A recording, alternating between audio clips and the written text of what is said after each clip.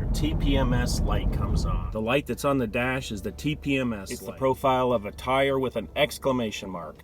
Some cars will tell you which tire is low, this one doesn't.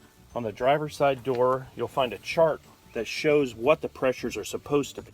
The front tire is 33 pounds, the rear tire is 32. The spare is 60 because it's probably a donut tire. We'll check the front tire, exactly 33, so this tire's not the problem. We'll check the next front tire. This one's 34, so just a little high.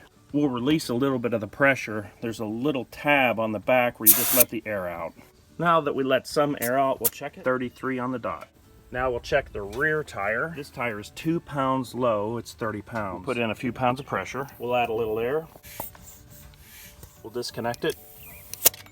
Now we're at exactly 32. We'll check the last rear tire. We're at 30 PSI, so we'll add a few pounds.